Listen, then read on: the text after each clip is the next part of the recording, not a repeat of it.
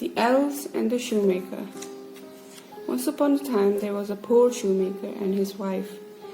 "This is all the leather I have left," said the poor shoemaker. "I can make just one pair of shoes." That night the shoemaker cut the leather. "I'll make these shoes in the morning," he said. He left the leather in the shop and went to bed. The next morning the shoemaker came downstairs. To his surprise, the leather had been made into a pair of beautiful shoes. The shoemaker called his wife. "Did you make these shoes?" "No," said the wife. "I didn't make those shoes." Just then a rich lady came into the shop. She picked up the shoes. "These are the most beautiful shoes I have ever seen," she said. She gave the shoemaker 3 gold coins. With the money, the shoemaker bought some more leather. That night, shoemaker cut out 2 pairs of shoes. He left the leather on the table and went to bed. In the morning, there were 2 pairs of shoes on the table. The shoemaker called his wife. "Did you make these shoes?" "No," said the wife. "I didn't make those shoes." That very morning, a rich man came into the shop. "What beautiful shoes," said the man. "I must have them. I will pay you 6 gold coins." The shoemaker bought some more leather. "Now I can make 3 pairs of shoes," he said. He worked late into the night, cutting the leather. Then he went to bed. In the morning, the shoemaker came downstairs. On the table were 3 pairs of beautiful shoes. The shoemaker called his wife. "We must find out who is making these beautiful shoes for us," said the shoemaker. The next night, the shoemaker worked very hard. He cut the leather for 4 pairs of shoes, but this time the shoemaker and his wife hid in the shop.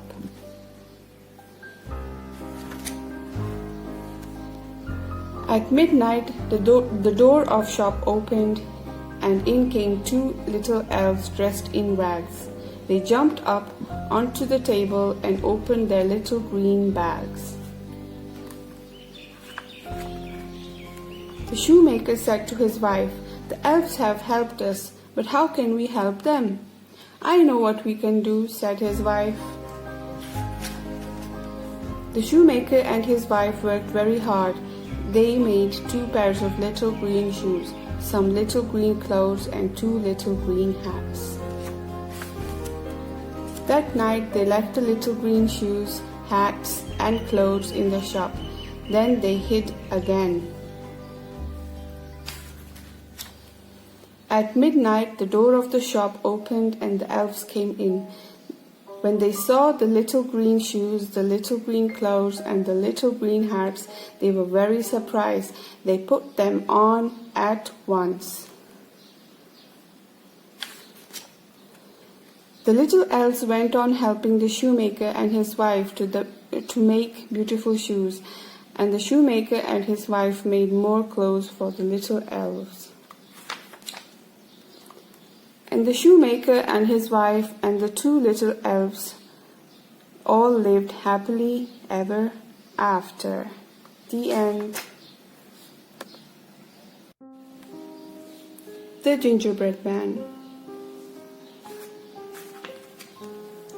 Once upon a time, a little old woman made a gingerbread man. She put him in the oven to cook. Soon the gingerbread man was cooked. The little old woman took him out of the oven.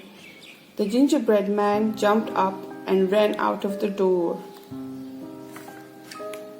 "Stop, little gingerbread man," shouted the little old woman. "I want to eat you for my tea." But the gingerbread man would not stop. The little old woman chased the gingerbread man, but she could not catch him. Soon the gingerbread man met a cow. "Stop, little gingerbread man," shouted the cow. "I want to eat you for my tea." But the gingerbread man would not stop.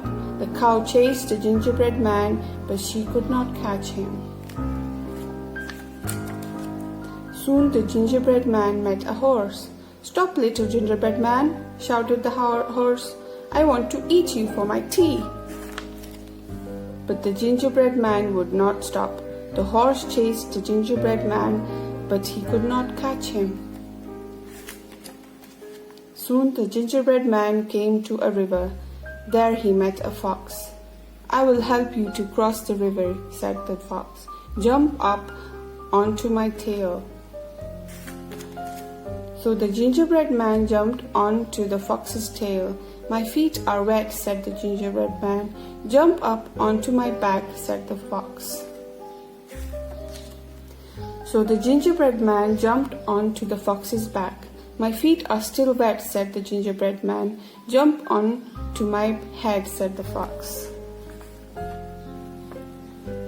So the gingerbread man jumped onto the fox's head. Snap went the fox, and that was the end of the gingerbread man. The end. The Magic Porridge Pot.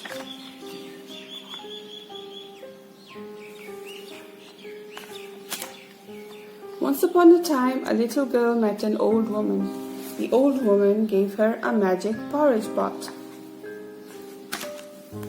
"Cook, little pot, cook," said the old woman, and the little pot cooked some porridge.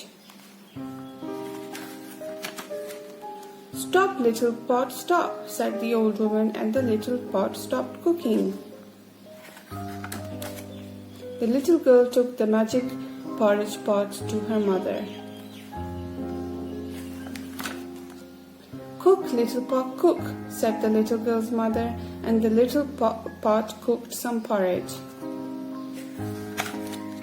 Soon the kitchen was full of porridge, and still the magic porridge pot went on cooking. Soon the house was full of porridge, and still the magic porridge pot went on cooking. Soon the street was full of porridge, and still the magic porridge pot went on cooking. Soon the whole town was full of porridge, and still the magic porridge pot went on cooking. "Stop, little pot, stop," said the little girl. At last the magic porridge pot stopped cooking. But the whole town is still eating porridge. The end. The 3 Billy Goats Gruff.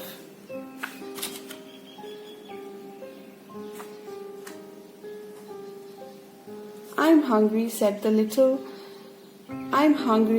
the first Billy Goat Gruff. I'm going over the bridge to eat the grass. Trip, trap, trip, trap, trip, trap. Up jumped the troll. I'm going to eat you up, said the troll. Oh no, said the first Billy Goat Gruff. Don't eat me, eat the second Billy Goat Gruff. He's big and fat. I'm hungry, said the second Billy Goat Gruff. I'm going over the bridge to eat the grass.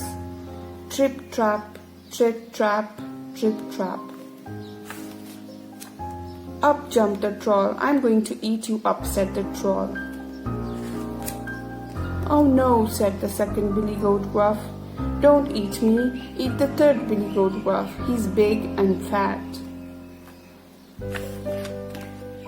I'm hungry, said the third Billy Goat Gruff. I'm going over the bridge to eat the grass. Trip, trap, trip, trap, trip, trap. Up jumped the troll. I'm going to eat you up, said the troll. Oh no, you're not, said the third Billy Goat Gruff. I'm going to eat you up. And that was the end of the troll. The end. Today we will read a story called The Little Red Riding Hood. These are some of the picture words in the story. Little Red Riding Hood, forest, wolf, knock, axe. Let's start reading the story. Little Red Riding Hood lived with her mother and father in a little house near a forest. One day, Little Red Riding Hood's mother said, "Will you take these cakes to grandmother?" "Yes," said Little Red Riding Hood, and off she went.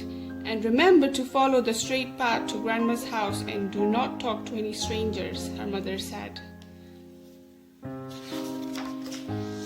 Grandmother's house was on the other side of the forest, and the wolf lived near it.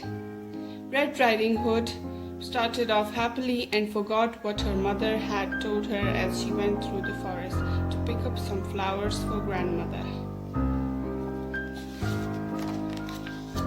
When the wolf saw the Little Red Riding Hood, he asked her, "Little girl, where are you going?" "To see my grandmother, who lives in the cottage on the other side of the forest," replied Little Red Riding Hood. The wolf ran to grandmother's house, tied her up, and hid her under the bed. Little Red Riding Hood knocked on her grandmother's door. "Come in, Little Red Riding Hood," said grandmother. Grandmother was in the bed, but her face was different. "Come near to me, my dear," said the funny voice.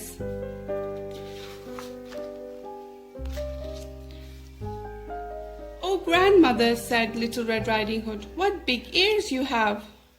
"All the better to hear you with, my dear child," said the funny voice. "Please come near to me." "Oh, grandmother," said the Little Red Riding Hood, "what big eyes you have!" "All the better to see you with, my dear child," said the funny voice. "Please come near to me." "Oh, grandmother," said the Little Red Riding Hood, "what big teeth you have!" "All the better to eat you with," said the wolf. And the wolf jumped up from grandmother's bed and chased Little Red Riding Hood. Little Red Riding Hood ran from room to room. "Help! Help!" she said. Little Red Riding Hood's father was in the forest. Hearing her scream, he ran to grandmother's door with his big axe. The wolf saw the axe and he jumped out from a window. Then he ran and ran. Little Red Riding Hood never saw him in the forest again. The end.